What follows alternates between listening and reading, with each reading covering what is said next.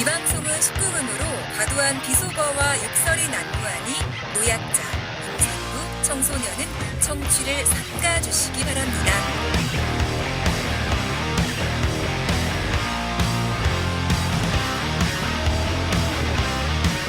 이 박사, 이 작가, 이재희 그 쉬운 두 번째 이야기 시작하겠습니다.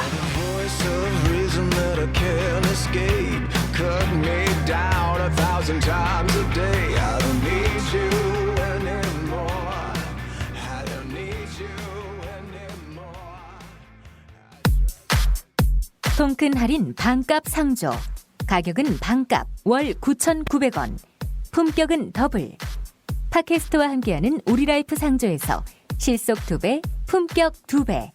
가격은 반값 월 9,900원의 통큰 할인의 파격 가격. 반값 상품을 출시했습니다. 팟캐스트에 광고하는 개념 상조, 우리라이프 상조. 1600-3267, 1600-3267로 전화주세요.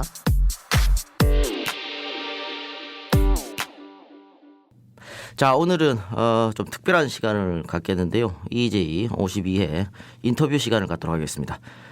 요즘에 뭐 가장 큰 문제, 요즘뿐만이 아니고 역시 가장 큰 문제는 경제 문제, 먹고 사는 문제인데, 우리가 늘 저희 팟캐스트에서 먹고 사는 이야기는 안 하고 정치 얘기만 했었는데, 오늘은 먹고 사는 이야기를 한번 해보도록 하겠습니다. 그래서 전문가 한 분을 초빙했는데, 김강수 경제연구소장의 김강수 소장님 모셨습니다. 반갑습니다. 네, 반갑습니다. 아이고, 이렇게 이게 뭐 내 건가? 카톡이?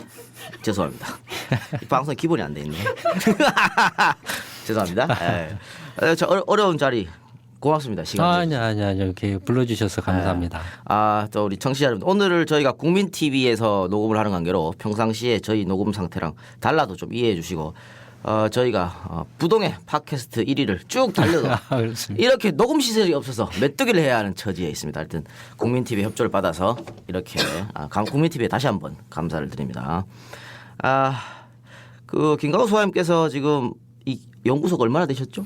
네, 연구소는 이제 2000년에 설립을 했으니까 벌써 횟수로는 14년, 4년 차. 근데 지금 거의 우리나라 경제연구소 타이틀 붙은 데가 대기업들 아닙니까? 그렇죠. 뭐 삼성, 네, LG, 국책연구기관과 국책연구기관. 네. 그렇죠. 그런데 이 민간 경제연구소가 이렇게 14년 어떻게 보면 장수라고도 할 수. 장수이기도 하지만 네. 거의 원조죠. 원조라고. 원조죠. 그럼 이렇게 그 국책기관이라는 대기업이라는 거 그쪽은 워낙 또 돈이 많으니까. 네. 근데 이렇게 어떻게 보면 뭐 버틴다는 표현하면 좀 그렇겠습니다만은 이 비결이 있습니까? 비결이라고 해야 되나? 하여튼 어떻게 하다 보니까 안 망하고 여기까지 오게 되더라고요. 그래요. 우리 청취자들께서 아마 걱정을 많이 하실 텐데, 우리 김 소장님 이렇게 방금 목소리를 들으셨지만 기본적으로 톤이 낮고 차분차분하게 말씀하십니다. 저 같은 개 잡놈이랑 방송을 과연 잘 될까? 방송 시작하기 전에 제발 나한테는 욕을 하지 말아달라, 이렇게 당부의 말씀드렸는데, 제가 아무리 잡놈이라도 제가 어떻게 소장님한테 욕을 하겠습니까? 그렇진 않고요. 뭐 오늘 이렇게 소장님 초대한 거는 역시 우리나라 지금 경제 사정이 좀 암울하다고 볼 수 있으니까 그런 문제를 좀 이야기 좀 해보고요. 네. 거기에서 우리 국민들이 어떻게 준비를 해야 될지 그런 얘기도 하면서, 아시다시피 제가 장기 플랜을 마련해서 대통령이 나가려고 생각하고 있기 때문에, 이게 대통령을 하려면 말입니다. 중요한 경제 참모가 항상 옆에 있어야 됩니다. 네. 그렇지 않습니까? 네, 맞습니다. 요새 뭐 여러분들이 뭐 대통령이 다 하는 줄 알아요. 대통령 아무것도 몰라요. 경제에 대해서. 또 경제는 이게 전문 분야이기 때문에. 네, 맞습니다. 대통령이 한 사람이 뭘 할 수가 없는 그런 상황입니다. 박근혜 대통령이 지금 뭘 알겠어요? 그냥 하는 거지. 그래서 DJ 같으면 조금 뭐 특이한 대통령이었다 볼 수 있겠고, DJ는 뭐 대중경제론이라고 자기가 네. 직접 책을 쓰기도 했었으니까 그런 사람 빼고는 어려우니까, 그래서 이 기회를 빌어서 경제 참모로 모시려고. 네. 적극 활용해 주세요. 이거 옛날에 그 전두환 대통령 때 말이에요. 네. 김재익 수석이라고. 네. 그 아웅산 테러로 사망했었죠. 네. 굉장히 아꼈다고 그래요. 전두환 대통령이. 근데 그분이 조금 개혁적 그 당시에는 힘든 개혁적 경제정책 썼었는데, 그분이 아마 계속 살아 계셨다면은 조금 아마 80년대 우리가 삼재 현상으로 많이 경제가 발전했지 않습니까? 호황이 됐었는데 조금 더 나았지 않았을까 하는 아쉬움이 드네요. 그만큼 소위 말하는 경제 전문가 한 명이 나라를 크게 왔다 갔다 할 수 있지 않을까. 네, 충분히 그럴 수도 있죠. 그 당시에는 이제 경제 성장 초기 단계였기 때문에 네. 예, 그 뭐 뛰어난 뭐 어떤 경제 전문가가 방향만 제대로 잡고 이렇게 했었더라면 상당히 그 지금 상황이 달라졌을지도 모르죠. 그렇습니다. 자, 그러면 워낙 지금 경제 현황이 쌓여 있지 않습니까? 근데 다 할 수는 없고. 근데 그 경제 참모 말씀하셨는데 꼭 불러주세요. 알겠습니다. 근데 제가. 예전에도 그 한두 차례 그 제의를 받기도 했어요. 예전에도. 그런데 결국 안 됐습니까? 제가 거절했죠. 아하. 그런데 이번에는 이렇게 직접 저한테 매달리고 있습니다. 제가 이 정도입니다, 여러분들. 쌓여 있는 그 경제 문제가 굉장히 많은데 다 할 수는 없고요. 네. 크게 이 여러분들 가장 관심을 갖고 있는 부동산 문제하고 네. 이 자영업자 문제 네. 이 두 가지를 기준으로 하면서 또 격가지로 또 다른 문제 나오면 또 네. 같이 이야기하는 네. 그래서 시간은 아마 1시간 반 정도 네. 이야기하는 걸로 할게요. 좋습니다. 지금 그 일각에서 말입니다. 네. 정부가 지금 뭐 4.1 부동산 대책, 뭐 8.28 전월세 종합 대책 이런 걸 자꾸 내고 이명박 정부 때부터 계속해서 부동산 종합 대책을 내놨지 않습니까? 네. 그런데 뭐 아무런 소용이 없다 결국은 네. 한 달 반짝 이렇게 네. 하고 다시 원래대로 돌아가는 수준인데 일각에서는 이것이 이제 정부가 폭탄 돌리기를 하고 있는 게 아니냐. 네. 내 임기 안에서만 터지지 말아라. 그러니까 네. 결국은 언젠가 한 번은 부동산 거품이 빠질 것이다. 이렇게 주장을 하시는 분들이 많거든요. 네. 그럼 일단은 이번에 정부에서 내놓은 8.28 전월세 종합대책 이게 결국은 돈 싸게 빌려줄 테니 집 사라는 얘기 아닙니까? 네, 뭐 다들 이제 뭐 언론 보도나 또는 이렇게 많은 분들이 그런 이야기를 하시는데 네. 사실 그렇습니다. 뭐 그런 내용인데요. 그러니까 원래는 그게 전세 대책이라고 내놓은 건데 네, 그렇죠. 집사라는 대책으로 변질돼 버렸죠. 네. 그러니까 이제 그 맨 처음에 이제 그 전세 구입자를 매매자로 이렇게 좀 전환 유도한다라는 게 이제 첫 번째 핵심이었고요. 8.28 대책에. 네. 두 번째는 이제 국민 행복주택이라는 걸 이제 박근혜 대통령이 공약으로 내세웠는데 임기 5년 동안에 한 52만 가구를 네. 공급을 하겠다라고 했거든요. 그 정도만 공급해도 전월세 시장이 안정됩니다. 네. 그 이제 공약을 내세우고 지난 4.1 대책에서 네. 이제 국민 행복주택이라고 그래서 시범사업 수도권을 중심으로 해서 시범사업 1만 호 건설을 하겠다라고 했는데 말만 하고 지금 거의 9호로 그치고 있죠. 9호로 그치고 실제로는 이제 거의 하지 않고 있죠. 이게 이제 전형적인 어떻게 보면은 막 뭐 정부 관료들 특히 국토부나 정부 관료들의 상투적인 수법입니다. 네. 그러면요, 박 교수님 말씀처럼 이게 전월세 대책이니까 네. 전월세에 대한 대책을 내놔야 되는데 네. 그게 아니고 싸게 이자 해줄 테니까 네. 집을 사라. 네. 이런 얘기 아닙니까? 그러니까 금리가 싸니까 빚내서 집 사라는 얘기인데 그 반대로 생각하면 금리가 싸니까 오히려 전세 월세가 올라가는 거 아니겠습니까? 그런 면도 있죠. 그런 면도 있는데 이제 그 전월세 지금 난 게 전세난이죠. 네. 그러니까 이제 전세난인데 전세난이 이제 일어난 그 배경을 먼저 네, 네. 이렇게 볼 필요가 있는데요. 아시는 것처럼 이제 2001년부터 이제 투기가 시작돼서 제 1파가 이제 2001년, 2002년에 이제 부동산 투기 광풍이 1파가 일었고, 제 2파가 2005년, 6년에 이제 뉴타운 사업. 1파는 이제 이른바 신도시 건설 사업이었거든요. 2파는 2005년, 6년에 이제 뉴타운 사업. 그다음에 2007년 초에 꼭 정점을 찍었습니다. 이제 수도권의 경우에는 정점을 찍고 이제 그때부터 이제 안 팔리기 시작해서 이제 미분양이 폭증하고 그래서 2007년에 어마어마한 미분양이 폭증을 했었죠. 미분양이 폭증하면 당연히 가격이 떨어지게 돼 있죠. 그러니까 실제로 강남을 중심으로 해서 수도권 지역에서는 이제 2007년부터 가격이 이렇게 떨어지기 시작합니다. 2007년부터 가격이 떨어지는데 가격이 떨어지면 어떻게 되겠습니까? 문제 이제 빚내서 이렇게 집을 많이 산 사람들은 예. 그 은행에 이제 그 원리금을 갚아야 되잖아요. 그렇죠. 예. 근데 가격이 올라서 빨리빨리 회전이 돼야 되는데 회전이 안 되죠. 그러면은 이제 자기가 손해를 보고 갚든지 아니면 이제 못 갚으면은 뒤로 넘어지는 거죠. 경매로 넘어가거나. 예, 예. 그렇게 되면 이제 문제가 이제 첫째는 이제 하나는 공급 측에서 문제가 있고 하나는 이제 그 수요 측에서 문제가 있는 게 공급 측 건설사들이 예. 2007년 초에 그 어마어마하게 값이 폭등해가지고 꼭지점을 찍었을 때 앞으로도 값이 계속 올라갈 거라고 마구 막 예, 예. 분양을 했다 공급을. 그러니까 폭증을 하죠. 분양 폭증을 하는데 지었는데 은행 빚 땡겨가지고 했는데 안 팔려버려요 이게. 또 빌려서 이렇게 그 은행에서 돈을 빌려가지고 산 사람들의 경우에는 이제 이렇게 이른바 이제 하우스푸어로 전략을 하는 과정을 겪죠. 그러니까 안 팔리면 어떻게 됩니까? 건설사들이 이제 힘없는 데서부터 넘어가죠. 실제로 2007년부터 이제 건설사 이제 등급별로 하면 A, B, C, D 등급 하면 D 등급부터 파산을 합니다. 부도가 나기 시작합니다. 그래서 2008년 C 등급으로 올라오고 2009년 이제 뭐 B 등급으로 올라오고 2010년부터는 이제 그 상위 이렇게 100위권 안에 있는 건설사들이 이제 막 넘어지기 시작하죠. 그럼 건설사들이 넘어지면은 그 다음에 건설사들한테 돈 빌려준 데가 넘어지죠. 그게 이제 저축은행입니다. 그러니까 저축은행들이 이제 2009년, 2010년부터 본격적으로 넘어지기 시작하다가 2011년에 이제 부산저축은행이 최대 저축은행이 파산하면서 이제 저축은행 전체가 이제 무너져 버리죠. 예. 그다음에 저축은행들이 무너지고 난 이게 이제 공급 사이드에서 일어난 이제 문제죠. 예. 그다음에 이제 수요 쪽, 그러니까 뭐 아파트를 여러 채 가지고 있는 사람들이나 뭐 한두 채 이렇게 빚내서 산 사람들이 값이 떨어지니까 그걸 어떻게 해서든지 좀 이렇게 올라가겠지. 또 정치적으로 막 이제 압력을 넣습니다. 부동산 대책을 값 올라가는 대책을 하라고. 이명박 정부 내내 이제 부동산 부양책을 하죠. 그러니까 노무현 정부하고 정반대로. 그런데 그게 부양이 안 됩니다. 안 되는 이유는 또 별도로 이렇게 말씀을 드리겠는데 하여튼 부양이 안 되니까 이 사람들이 이제 어떻게 손해라도 조금이라도 줄이고자 하는 방법이 두 가지가 있죠. 빨리 팔아서 손해를 이렇게 덜 보는 방법이 있고 하나는 그 손해를 누구한테가 전가를 시키는 방법이 있죠. 근데 그 전가를 시키는 방법이 뭐겠습니까? 그게 바로 전세입니다.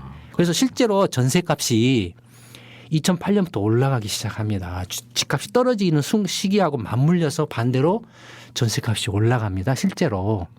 그러니까 물론 이제 그 부동산 시장을 부양한다라고 또 2008년에 이제 미국발 금융위기가 발생해 가지고 한국은행이 기준금리를 확 떠들여서 이제 금리가 떨어진 면도 있지만 그러니까 금리가 떨어지면은 전세 준 사람들이 은행 넣어봐야 뭐. 예. 네, 은행 이자 얼마 안 되는데 전세로 보증금을 이제 뭐 예컨대 1억 전세금을 받았는데 은행 이자가 5%일 때는 500만 원 이자가 나왔는데 2%로 떨어지면 200만 원밖에 안 나온다 이거예요. 그러면은 그걸 보전을 하려고 하죠.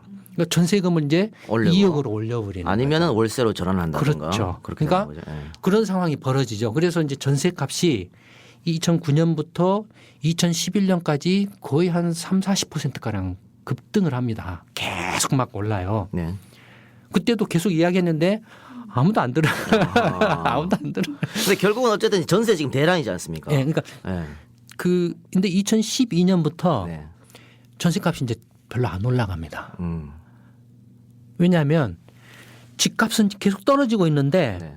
전세값이 지금 올라가 봐야 집값 이상을 안 되니까. 넘어갈 수가 없거든요. 그러니까 집값이 이제 막혀버린 거죠. 근데 지금은 전세 대란이라는 것이 전세를 얻고 싶어도 전세가 없으니까. 그거죠. 예. 그거죠. 예. 그러니까 전세값을 이제 더 이상 못 올리니까 집주인 전세를 줬던 집주인들이 이제 전세값을 올리는 걸로 보전을 했는데 그게 또 막혀버린 거예요. 예. 막히니까 그때부터 이제 월세로 바꿔버리는 거예요. 아. 그래서 이제 전세 물량이 2012년부터 이제 막 줄어들기 시작해가지고 물량을 못 구해서 이제 난리가 나기 시작한 거죠. 그러니까 지금 전세난은 절대적으로 전세 물량이 부족하다라는 거. 예. 두 번째는 월세 물량은 많아요. 예. 근데 그러면 왜 월세로 하지 전세를 안 하냐면은 가격이 비싸죠. 예. 월세 가격. 이 두 가지가 이제 지금 전세난의 핵심입니다. 그러면 이런 것도 있겠네요. 집을 사는 사람이 이게 가격이 떨어질지를 모른다는 불안감이 있기 때문에 집을 안 사고 차라리 전세로 하니까 수요는 몰리는데 공급이 없어서 전세가 지금 없는. 지금은 집 살 사람이 없습니다. 그러니까 말이죠. 없는 이유가 네. 돈이 있는데 집값이 떨어질까 봐서 안 사는 게 아니고 집을 살 만한 돈을 가지고 있는 사람이 이미 다 고갈돼 버렸어요. 벌써 그런 사람들은 이미 다 네. 사버렸고. 2007년까지 예. 그러니까 2004년까지는 자기 돈이 있고 은행에 예금 있는 사람들이 자기 돈으로 은행에 예. 빚 안 얻고 다 집을 샀어요. 네.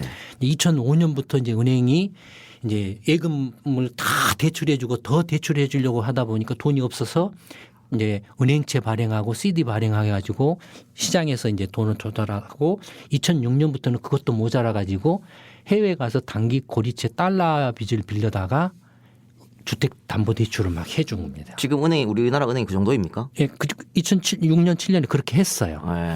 그래서 그때 이제 이미 2005년, 6년, 7년 요 무렵에 이제 그 집을 산 사람들은 대부분이 은행 빚을 끼고 산 예. 사람들입니다. 왜냐하면 1차적으로 자기 돈 있는 사람들이 1차적으로 2004년 말까지 다 샀고 그다음에 이제 2차 그 수요자가 돈은 약간 모자라는데 어느 정도 은행에서 돈만 좀 빌리면 살 수 있는 사람 아니면 주택담보대출. 네, 주택담보대출.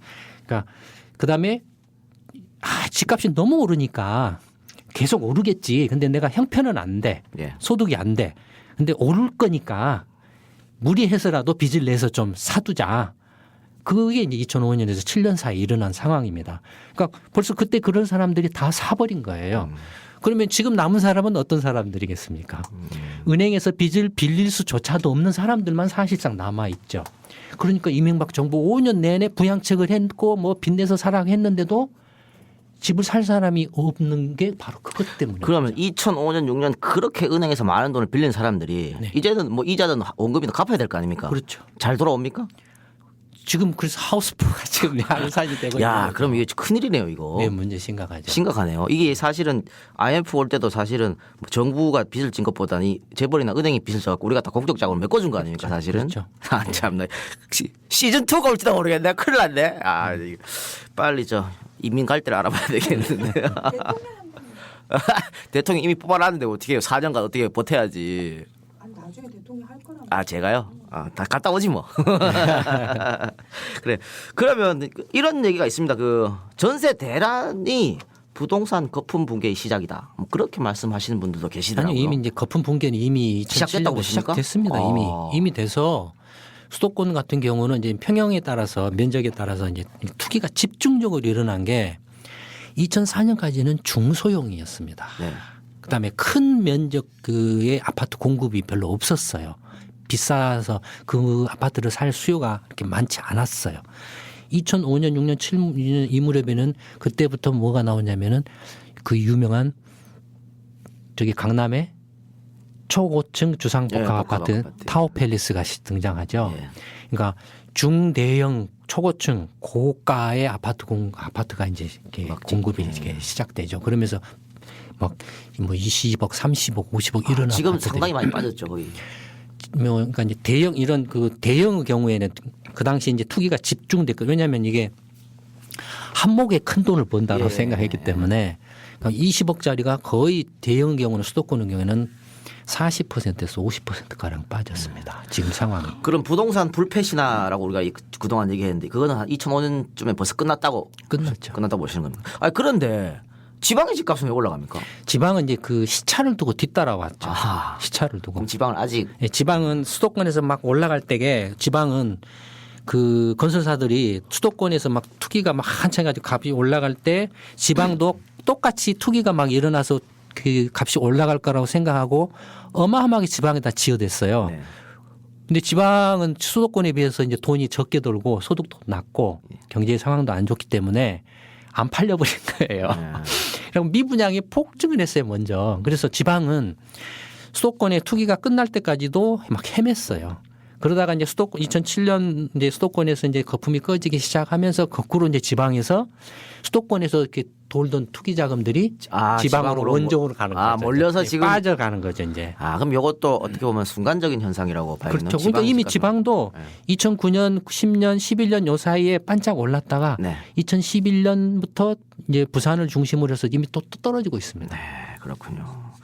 그러면 이제 일단 그 붕괴가 조금씩 지금 거품이 빠지고 있다고 말씀하셨는데 조금씩이 아니고 많이 빠지고 있습니까? 알겠습니다. 그럼 제가 요거 어쨌든 지금 유럽하고 미국 또 일본은 한 번씩 심각하게 거품이 빠져버렸었죠. 네, 네. 거의 반토막 이상씩 났는데 일본을 한번 예를 들어보면은 그 90년대 부동산 거품이 꺼졌지 않습니까? 네. 1984년에 도쿄 지역에 92.4제곱미터 30평이 좀 안 되네요. 한 네. 28평쯤 되겠네요.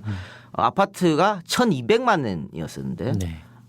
90년대 고점을 찍었을 때 3,600만 원 네. 만원으로 뛰었다가 네. 3배, 6년 만에 한 3배 뛰었네요. 네.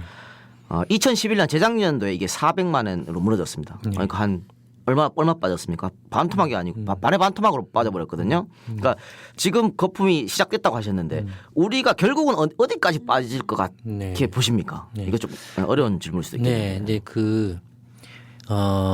주택과 같은 이런 자산 가격의 경우에는 물론 그 자체만으로 이렇게 돌아가는 면도 있지만 네. 그러나 역시 그 결정적으로는 소득에 비례합니다.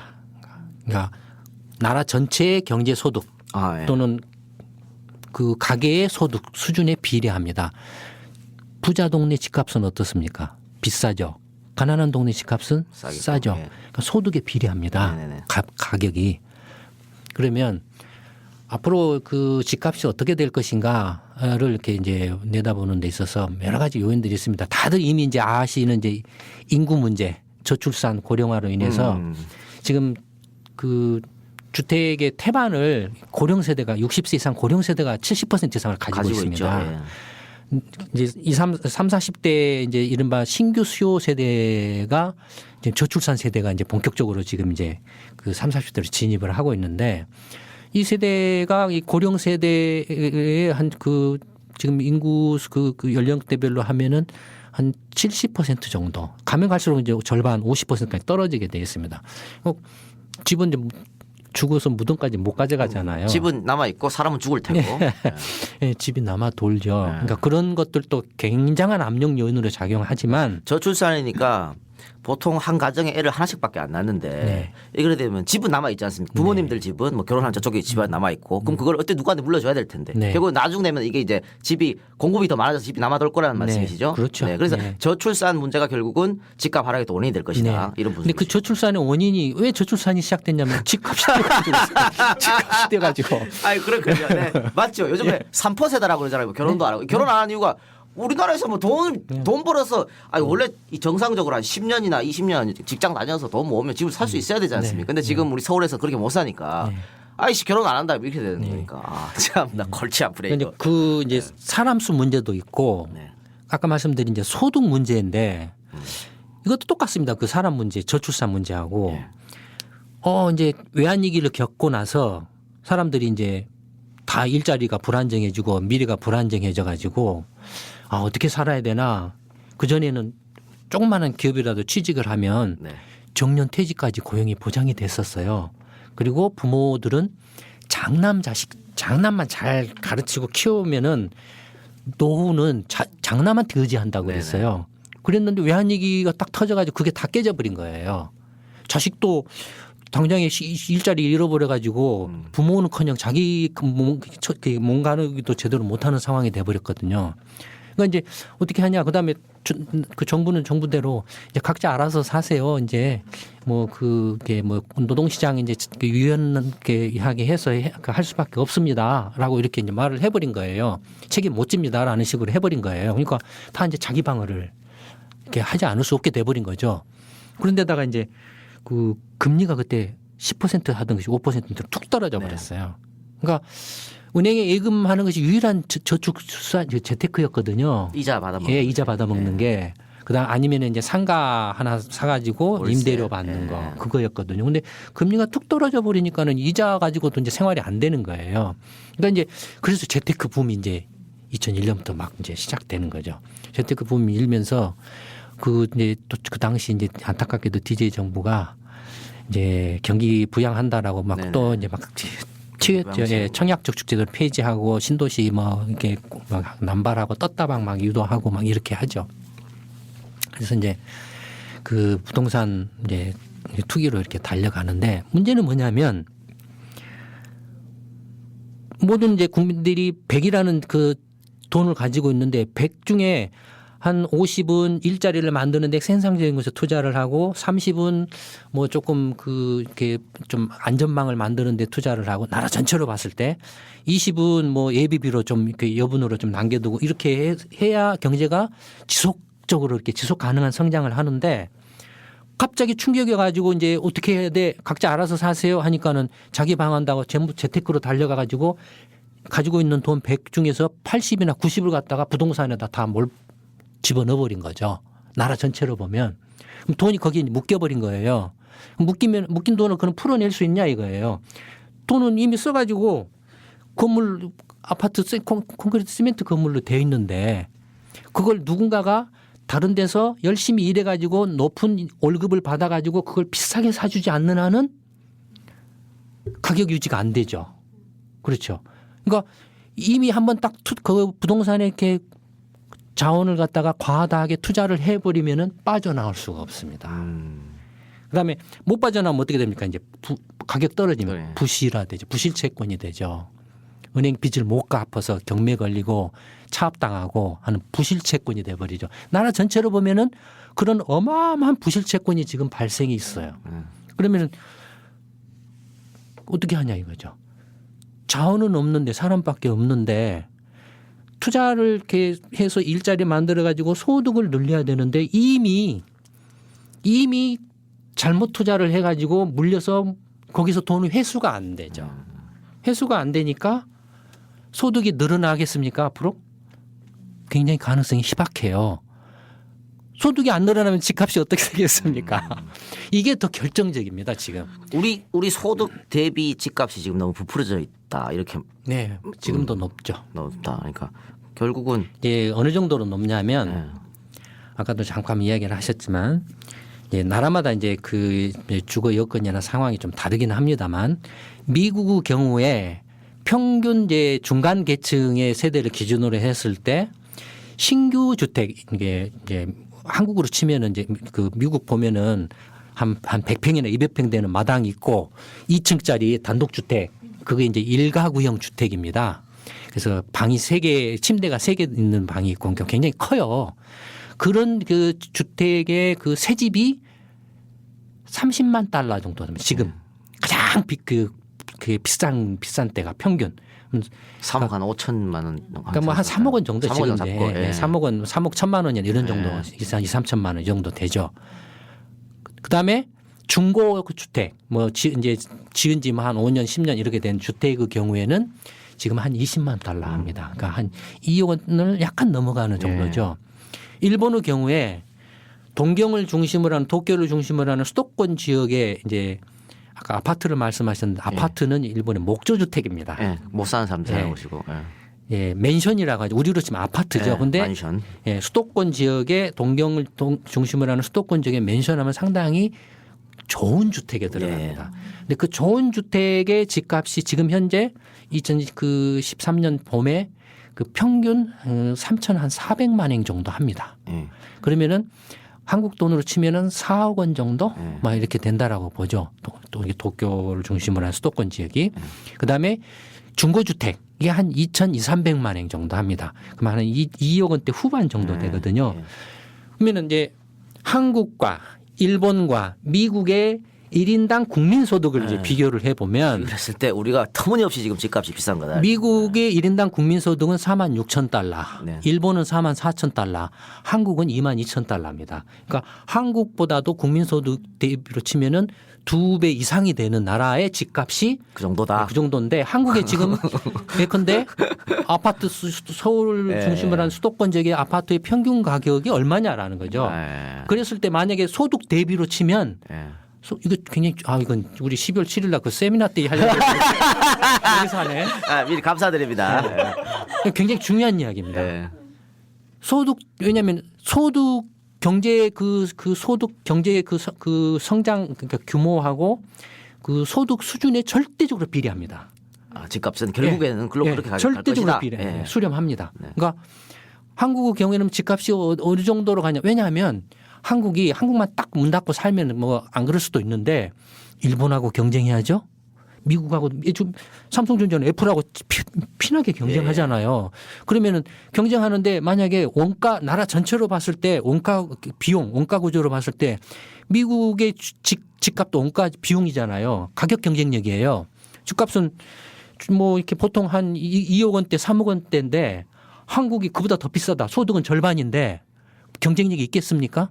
없죠. 미국하고 경쟁하려면 적어도 삼성전자가 애플하고 경쟁하려면 집값면이 있어서 미국의 절반 이하 가야 경쟁한다라는 거예요. 근데 놀랍게도 다른 나라에서 부동산 투기 거품이 발생해 가지고 꺼졌는데 그 꺼지어서 그 집값이 도달하는 도달점을 보니까 그 나라의 경제 그 규모, 소득 수준, 가계 소득 수준에 비례해서 이렇게 수렴하더라는. 자, 우리 청취자분들, 결국은 소득 수준에 비례한다. 그러니까 지금 우리나라 집값 어느 정도까지 떨어질까 봐 다 그냥 예상이 될 겁니다. 그렇게 말씀드리고. 그런데 말입니다. 네. 방금 선생님 말씀 쭉 들어보니까 거품은 어쩔 수 없이 결국은 빠질 것 같은데 네. 왜 우리 정부는 그렇지 않을 거라고 얘기하고 또 언론들이 말이에요. 언론이 더 난리를 칩니다. 이제 바닥을 찍었다 등등 뭐 이제 올라갈 일만 남았네 뭐 전월세 대책 발표하고 나서 집 사는 사람들이 막 올린다던데 왜 이런 자꾸 분석 기사를 쏟아내는 겁니까? 그 뭐 어제 오늘의 일이 아니죠. 네. 뭐 벌써 이렇게 10년 넘게 해왔는데 아니, 미친놈들입니까 이것들은? 미친놈들이 나라를 말아먹을 작정이지 이놈 나쁜 놈 새끼들이고. 근데 그 이명박 정부 말에 네. 기획재정부 장관이 뭐라고 말했냐면 국회 가서 네. 백약이 무효입니다. 마지막 그 막차 타신 분들은 어쩔 수가 없습니다. 안타깝지만. 그런 말 실제로 했습니까? 네, 진짜 했죠. 그런 말을 했습니다. 그러니까 이미 아까 그 이제 이명박 정부 노무현 정부 5년 내내 부동산 투기를 억제하려고 그 억제책을 냈지만 못 잡았잖아요. 네. 그다음에 반대로 이명박 정부 5년 내내 부동산 거품 꺼지는 걸 막으려고 했지만 못 막았잖아요. 네. 꺼지고 있거든요. 왜 그러냐 하면은 미국 예를 들어 한국의 아파트 시장 규모 하나만 놓고 봐도 전부 한 850만 호 정도가 있는데 아파트 한 채당 평균 2억 원이라고 치면 얼마입니까? 1,700조. 1,700조인데 예컨대 정부가 그 국민 행복 그 하우스푸어 구제합니다. 해서 뭐 20조 원 합니다. 완전히 그 엄발이 오줌 누기보다도 더 못하죠. 그다음에 아파트만 있는 게 아니고 상가 건물도 있고 어마어마하죠. 토지도 있고. 그러니까 몇 천조에 달하는 어마어마한 부동산이 있습니다. 그걸 정부가 뭐 1, 20조, 2, 30조 뭐 이런 것 가지고 택도 없는 이야기입니다. 택도 없는 이야기고 그다음에 아까도 말씀드린 것처럼 이게 왜 노무현 정부 때 그렇게 부동산 투기 억제책을 냈는데 못 잡았느냐 하면은 사람들이 한번 헷가닥하면 헷가닥은 보이는 게 없어요. 예, 보이는 게 없어요. 그다음에 반대로 거품이 꺼지기 시작하면은 이미 아까 말씀드린 이미 돈이 들어가 버렸는데 그게 이제 아파트라는 게 현물로 이렇게 바뀌어져 있어요. 현물로 바뀌어져 있는데 이게 지금 막으려면 누군가가 다른 데서 열심히 일해가지고 엄청난 월급을 받아가지고 그 아파트 값이 안 떨어지는 또는 올라가는 가격으로 사줘야 되는데 아까 그 말씀드린 것처럼 경제가 이미 뒤틀어져 버렸다라는 거예요.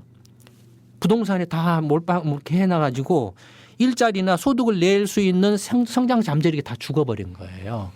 그러니까 누가 떠받쳐 줄 수 있는 사람이 그 소득 그러니까 지금 박근혜 정부도 그렇고 뭐 전에 이명박 정부도 그렇고 계속 일자리 창출만 하지만 일자리가 안 나오는 이유가 그 무수한 많은 정책들을 이렇게 동원해서 했지만 일자리를 못 만들어낸 이유가 이렇게 한번 잘못 자원을 갖다가 배분을 이렇게 왜곡 배분을 하게 되면 경제가 이렇게 성장 잠재력을 치명적으로 이렇게 훼손당한다는 거죠. 그래서 그건 어떤 정책으로도 막을 수 없다라는. 들으면 들을수록 이 사태가 심각한 것 같은데. 이 부동산 이 붕괴로 인해서 제2의 IMF가 올 수도 있을지도 모르겠다는 생각이 드는데요. 자꾸 이야기를 들어보니까 이게 지금 그러니까 경제 위기죠. 경제 위기가 이렇게 올 가능성이 충분히 있죠. 이게 지금 가계부채가 우리가 심각하다고 1,000조가 넘는다고 네. 언론 보도를 보면 네. 그렇게 하는데 이 가계부채의 대부분이 역시 부동산입니까? 네, 부동산 관련과 이제 자영업자 관련한 이제 부채죠. 제가 이제 이렇게 말을 하면 야 너무 이렇게 좀 이렇게 비관적으로 이야기하는 거 아니냐. 예. 또 너무 이렇게 뭐 과장되게 이야기하는 거 아니냐라고 이렇게 또 이야기하시는 분들이 있는데 예. 제가 그게 아니라는 걸 이렇게 알기 쉽게 논박을 할 수 있는 근거를 댈 수가 있습니다. 보십시오. 일본, 미국, 유럽 지금 일본도 이제 80년대 투기 거품이 일어가지고 꺼졌는데 20년 동안 이렇게 장기적인 그 침체를 겪고 있죠. 저성장 침체를 겪고 있죠.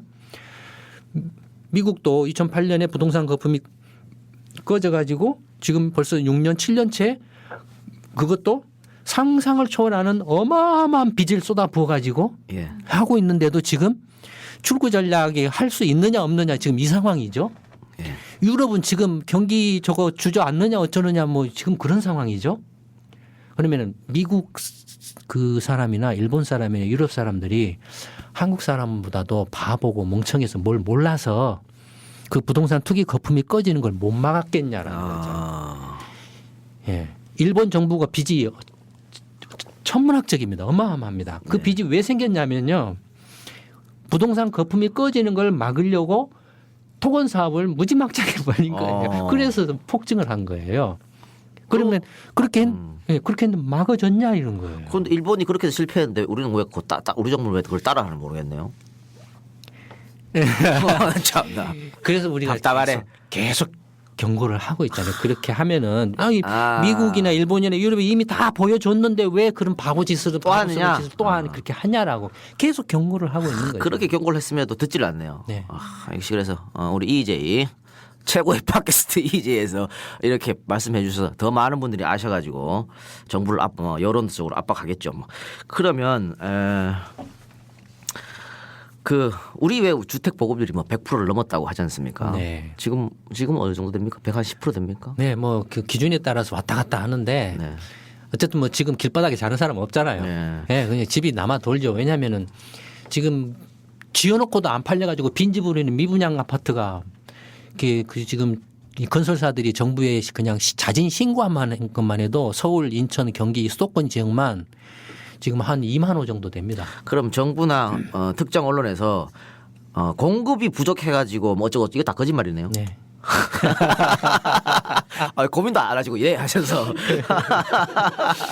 아이 구라쟁이들 진짜 야 이제 쏘면 안 되겠는데. 이제 서울 같으면은 집을 자기 집을 가지고 있는 자기 돈으로 자기 집을 가지고 있는 사람이 자가 소유자죠.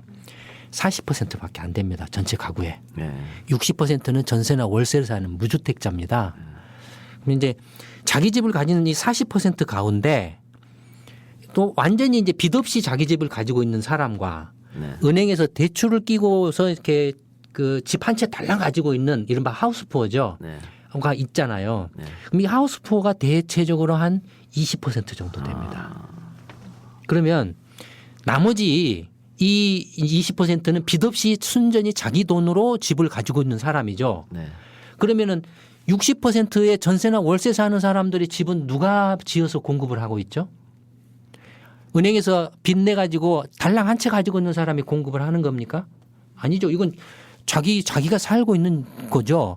그러면 누가 공급을 하고 있죠? 자기 돈 20%. 그럼 이 사람은 집을 몇 채 가지고 있죠? 4채 가지고 있죠. 자기가 사는 집과 그다음에 전월세 사는 사람 3채. 평균 4채 이상을 가지고 있습니다. 그러니까 주택 보급률이 100% 120% 그래봐도 네. 실질적으로 한 40%밖에 안 되는 거네. 자가 주택은. 한국의 주택 가격이 일반 평균적인 그 중산층이나 중간 소득 계층의 그 소득으로는 도저히 감당할 수 없는 수준에 있죠. 거기에 대해서 좀 재밌는 조사가 하나 있던데 우리 50대 이상이 가지고 있는 자산을 네. 분석해 보니까 거의가 부동산이라 그래요. 네, 부동산이죠. 말이 뭐냐면 자기 집밖에 없다는 얘기입니다. 그러니까 평균 자산이 5억 4천만 원인데 네. 평균 부채액이 6천만 원. 그러니까 이건 은행에 빚을 끼고 있다는 얘기죠. 그러면 4억 8천 순수 자산이 4억 8천 아닙니까? 네. 그런데 4억 8천 중에 부동산이 4억 6천만 원이다. 네. 그럼 내가 은행 뭐 예금 이런 건 2천만 원밖에 안 낸다는 네. 얘기고 나머지는 다 부동산에 묶여 있다는 얘기인데. 굉장히 지금 이제 그 중요한 점인데 그 점이 네. 지금 아까도 말씀드렸던 것처럼 이제 아파트를 중심으로 해서 전체 주택의 70%가 이상을 가량을 대부분이 60대 이상 고령 세대가 부모 세대가 가지고 있습니다. 네. 70% 이상의 주택을. 그럼 이 세대가 이 70% 이상 중에서도 또 70%는 무주택자고 또 30%가 이걸 다 가지고 있어요. 근데 문제는 뭐냐면 방금 말씀하신 근데 아파트만 달랑 5억짜리 아파트를 가지고 있는 노부부가 있다라고 칩시다. 그러면 만약에 이 그 노부부가 그냥 그 부부가 보통 이렇게 생활하면 한 달에 한 200만 원 정도면 생활을 할 수 있거든요. 네. 그러면 이 노부부가 한 달에 집 월세로 산다고 임대해서 산다라고 쳤을 때 한 달에 한 20만 원 정도 이렇게 월세 정도 그다음에 뭐 부부 둘이 사니까 굳이 큰 아파트가 필요 없잖아요. 그러면 월세 한 20만 원을 관리비 한 1, 20만 원 정도 하면 한 달에 한 3, 40만 원 정도 하고 이제 200만 원에서 그거 하고 한 달 생활비 200만 원 쓰면 1년에 전체 생활비 얼마 쓰죠? 2,400만 원 쓰죠. 그러면 이제 계산하기 좋게 이제 2,500만 원을 쓴다라고 합시다. 그러면 이 부부가 5억짜리 아파트를 가지고 있어요. 5억짜리 아파트를 팔면은 몇 년을 생활할 수 있을 거예요.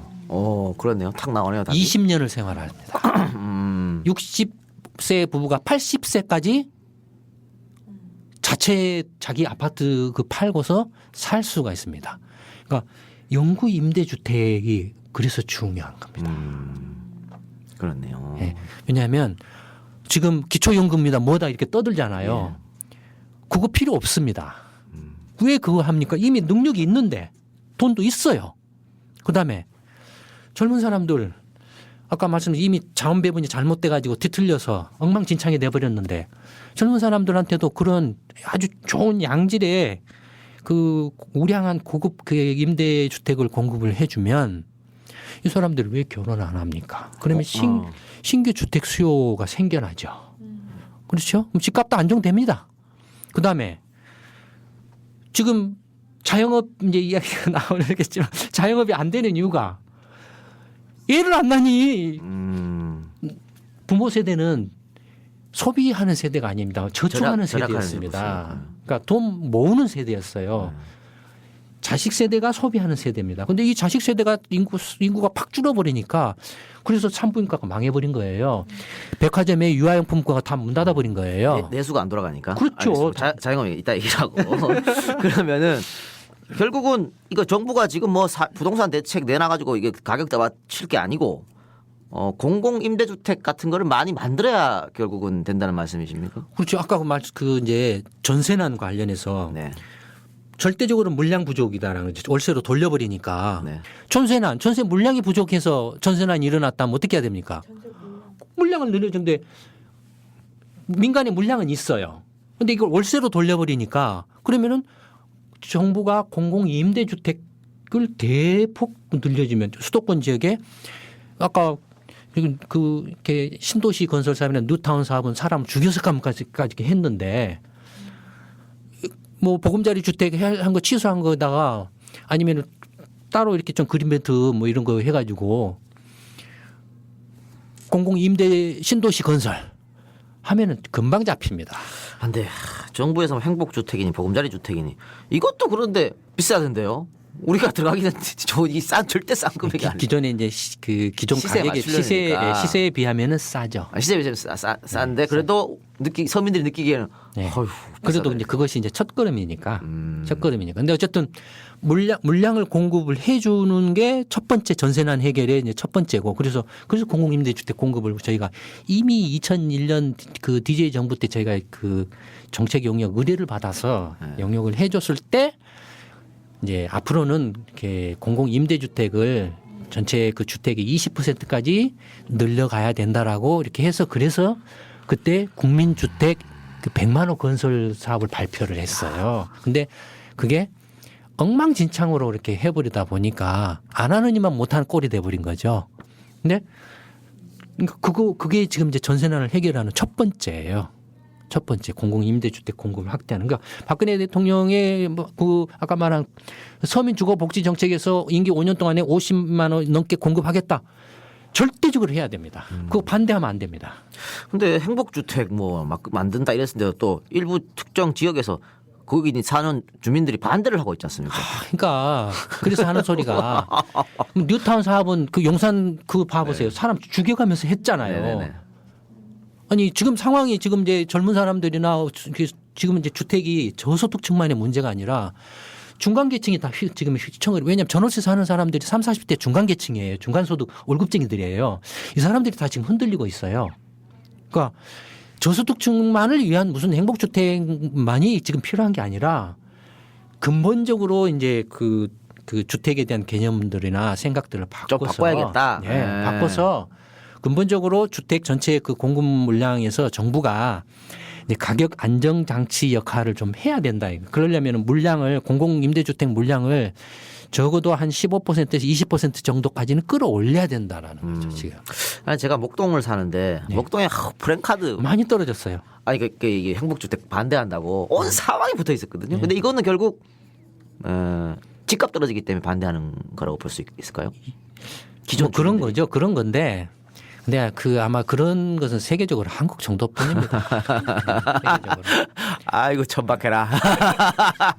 근데 목동 집값 많이 떨어졌다는데 그래도 그나마 목동은 덜 떨어졌다 이런 얘기가 있던데 말도 안 되는 소리. 말도 안 됩니까? 네, 말도 안 되는 겁니다. 역시 제가 언론에 속고 살고 있군요. 예, 서울에서 네. 가장 많이 떨어진 지역의 대표적인 지역이 이제 강남의 중형, 중대형, 대형, 강남 네 군데, 네 개고 그다음에 이제 비강남적으로 목동입니다. 아니 제 친구 그다음에 이제 서민주택 지역으로 노원구, 도봉구 이런 데가 이제 많이 떨어졌죠. 제 친구 중에 친구네 집이 목동 아파트인데 최고 11억까지 갔다가 6억까지 떨어졌다가 요즘에 조금 올라서 8억 지금 8억 하고 있다고 그런 얘기를 하더라고요. 예, 뭐 그런데 이건 호가고 네. 호가 8억 불러놓으면 사는 사람이 없는데 지 혼자 한 100억 부르지 왜? 100억 부르고 우리 집 100억 간다. 뭐 8억이나 100억이나 뭐 어차피 사는 사람은 똑같은 거지 뭐. 그러면 시간이 거의 다 돼가니까 마지막으로 말입니다. 네. 저한테도 그런 질문 하시는 분이 되게 많습니다. 네. 지금 전 이사하기가 너무 귀찮으니까 네. 계속 뭐 전세 올려달라 그래서 또 이사 가야 되고 지금 금리가 싸니까 내가 조금 무리해서 집을 사는 게 맞느냐 이런 질문을 정말 많이 네, 하거든요. 네, 많이 하시죠. 어떻게 이 대답을 해야겠습니까? 일단 이제 내가 조금 빚을 내서라도 집을 사도 무리가 아니다. 근데 이사 가기 귀찮다라고 하시는 분들은 사셔도 괜찮습니다. 무방하다. 어차피 네. 평생 살 거라고 생각하시는 거니까 네. 굳이 내가 뭐 집값 올라가서 뭐 떼돈 버는 것도 아니고 그걸로 평생 먹고 사는 것도 아니니까 어차피 이제 시간이 지나면 지나서 집값은 필연적으로 떨어질 수밖에 수밖에 지금 없다. 네. 없습니다.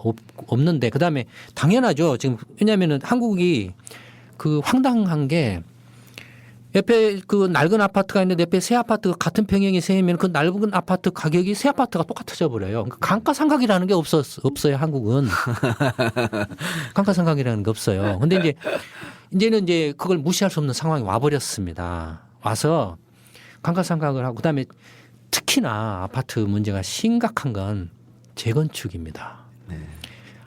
지금 이제 거의 재건축 사업성을 이렇게 확보할 수 있는 곳이 거의 없습니다. 너무 지금 12월 7일 세미나에서 해야 될 이야기들을 지금. 네. 그러니까 이건 이제 여러분들 이거 돈 주고 들어야 되는 거 지금 공짜로 듣고 있습니다. 예. 굉장히 중요한 이야기입니다. 아파트를 지금 20층, 30층, 막 40층 올렸잖아요.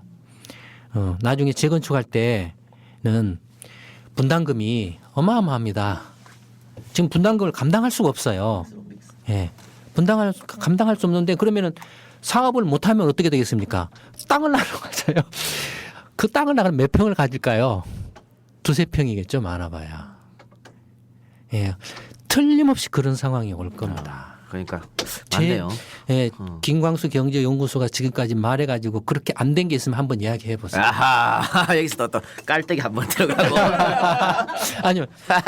이런 이야기는 이미 네. 10년 전부터 계속 하셨고. 한국은행 금통위원 가서 강연할 때도 이 지금 부동산 투기를 잡지 않으면은 이게 또 대통령만 빼놓고 다 이렇게 이야기를 했고 노무현 정부 때도 그러냐. 심지어는 노무현 대통령 때는 저한테 입각 제의. 그 이야기도 두 번이나 있었어요. 네.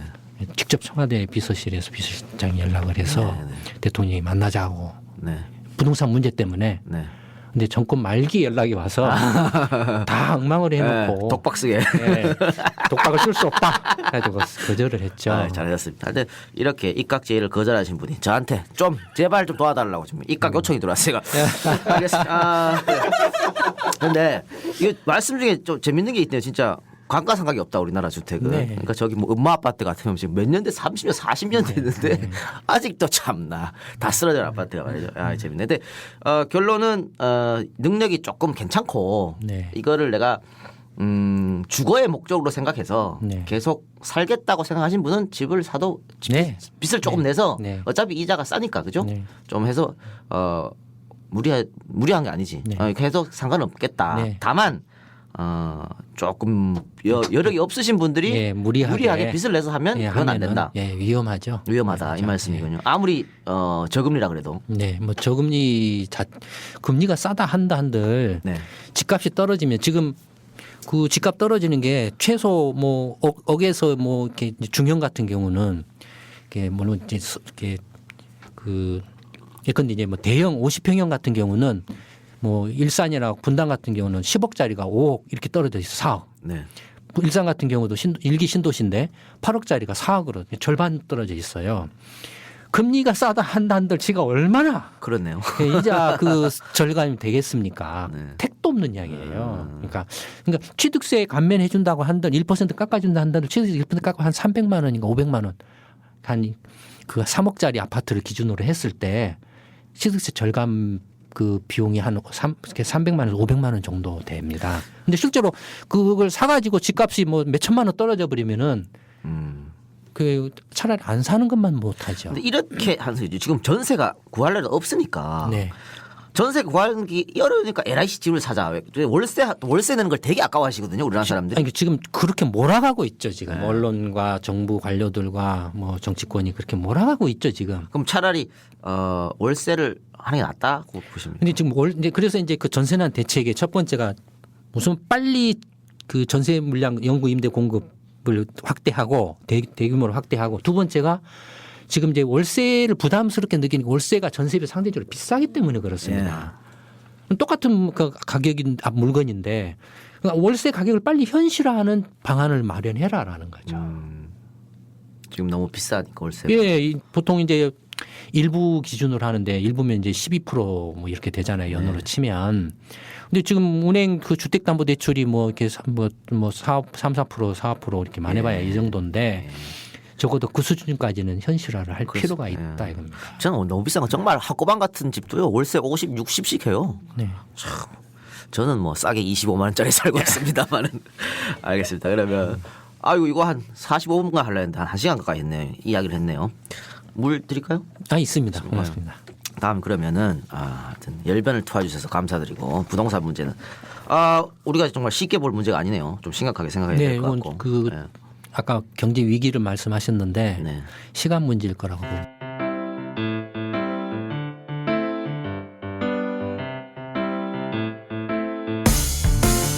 들어보자 이재희 들어보자 오늘은 무슨 얘기하는지 처음엔 어렵지만 들을수록 재미있어 들어보자 이재희 들어보자 몰랐던 재미있는 이야기 이 작가 이 박사 세작의 이재희 들어보자. 전셋값이 너무 올라 집을 사는 게 더 낫다고 뉴스에서 그러더라고요. 그런데 이게 정부 언론이 짜고 치는 거짓말이라는 걸 알게 됐어요. 국민연금 가입자가 손해를 본다고 해서 화가 났는데요. 진짜 문제는 국민연금이 불필요하다는 것이었어요. 복지가 최선의 정책이라고 생각했는데요. 우리나라 경제가 복지를 필요로 할 수밖에 없는 이상한 시스템이라는 게 더 충격적이네요. 거품이 꺼지는데 집을 사라는 한결같은 정부 정책. 고용없는 성장으로 자영업을 양산한 대기업의 횡포. 왜곡된 정보를 실어나르기 바쁜 언론. 더는 침묵하기 어려운 위기의 한국 경제와 볼모가 된 국민을 위한 대한민국 경제 파수꾼의 양심 선언. 경제쇼 도서출판 왕의 서재. 그만큼 또 문제가 심각한 게 바로 자영업 문제입니다. 저도 자영업을 한 4번 정도 해서 다 말아먹었었는데. 그러니까 주위를 둘러보면요. 장사 잘 된다는 사람이 한 명도 없습니다. 다들 죽겠다. 장사 안 된다. 장사가 되기는커녕 지금은 그냥 적자만 안 나면 좋겠다. 네. 버티기인 네. 거죠. 그러니까 자영업자들이 사실은 이게 직장 다니시는 분들하고 다르게 보통 하루에 일을 12시간 이상씩 하시는 분들입니다. 네. 자기 인건비도 맞습니다. 근데 지금 자기 인건비도 못 가져가고 있는 네. 실정이거든요. 맞습니다. 그러니까 버티고 있는 실정인데 그 문제가 많은 자영업 이야기를 한번 해보겠습니다. 흔히 이제 대한민국을 자영업의 천국. 근데 이게 천국이란 말은 너무 뭐 자영업자들이 일하기 좋다 이게 아니고 너무 많다는 자영업 숫자가 너무 많다는 이야기인데 그러니까 2008년 자료인데요. OECD 국가 중 우리가 4번째로 자영업자 비율이 높아 31.3%라고 합니다. 근데 미국의 자영업자 비율이 5.6%거든요. 한 6배 정도 되는 거죠. 근데 미국은 워낙 땅도 크고 뭐 인구도 많고 내수로 먹고 살 수도 가능한 나라인데 우리는 아까 내수 얘기 하셨지 않습니까? 내수로 먹고 살 수 없는 나라지 않습니까? 그래서 뭐 수출에 목매달고 하는 건데. 근데 자영업자가 이렇게 30%가 넘어가 버리면 자영업자들이 살 수가 없겠죠. 그러니까 이 숫자가 일단 정상은 아닌 거죠. 30. 네. 물론 이제 나라마다 그 차이가 있습니다. 근데 대만이나 이탈리아 같은 나라들은 이 이른바 자영업자 내지는 중소상공인들이 비중이 상당히 많습니다. 높습니다. 왜냐하면은 경제 구조가 그렇게 돼 있습니다. 그러니까 강소기업, 강소 자영업자들이 많습니다. 그러니까 조그마한 그 의류업체가 가족 단위로 경영하는 의류회사가 이탈리아는 세계적인 명품 브랜드예요. 그러니까 그런 구조를 가지고 있기 때문에 이탈리아는 유럽에서도 자영업자 비율이 가장 높은 나라입니다. 근데 높기 때문에 이탈리아가 문제라고 말할 수는 없다라는 거예요. 그 비율이 우리랑 같이 높아도 그쪽하고 우리 다르다는. 그러니까 일률적으로 그냥 다 몰아쳐서 이렇게 딱 놓고 한 잣대로 이렇게 평가할 수는 없다라는 거죠. 대만 같은 경우도 거의 태반이 가족 단위의 자영업 기업들이 태반입니다. 그러니까 굉장히 비중이 높아요. 그래서 예전에는 한때 대만을 한국 경제가 그 앞으로 나갈 방향으로 대만을 하나의 모델로 삼기도 했었어요. 근데 어쨌든 한국의 경우에는 현재 자영업자 비율이 그 한 뭐 거의 그러니까 이제 전체 그 취업자 수 중에서 취업자가 2,500만 명 정도 되는데 한때는 그 한 30, 한 4, 5%까지 이르렀습니다. 자영업자 취업자 수가.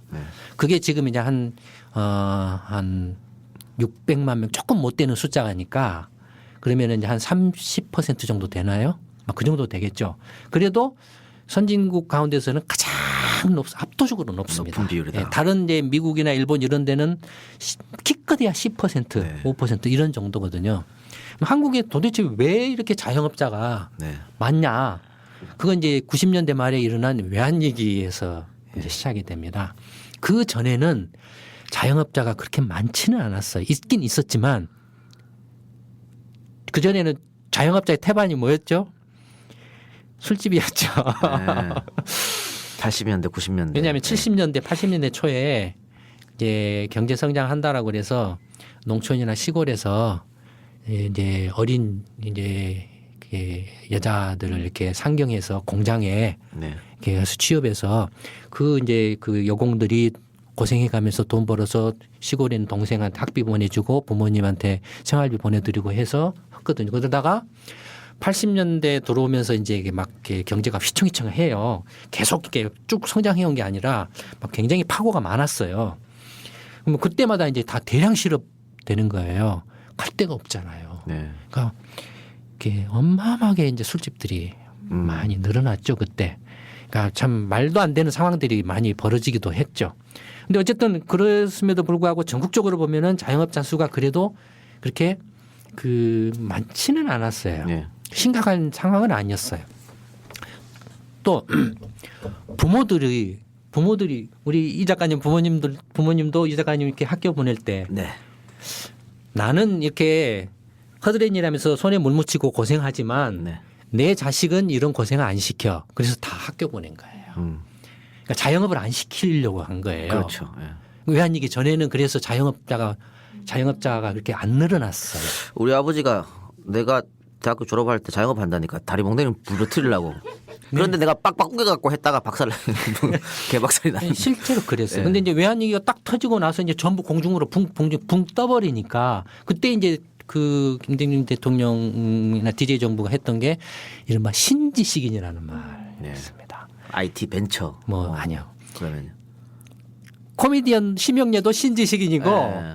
미장원도 신지식인이고 다 신지식인이다 그래서 자영업을 막 장려를 했어요. 왜냐하면 외환위기로 막 실업자가 폭증을 하니까. 명태자도 많아지고. 예, 뭐 하니까는 뭐 일단 그 막아야 되니까 그래서 이제 이른바 이제 소상공인 지원 사업이라 그래서 1년에 5천억씩 해가지고 자영업을 창업을 하면은 5천만 원씩 막 빌려준 거예요. 저리로. 예, 네. 막 2% 3%로 막 빌려준 거예요. 나중에 띄어먹어도 안 그냥 없었던 걸로 쳐버리고 했어요 실제로. 네, 저도 받았습니다. 그거.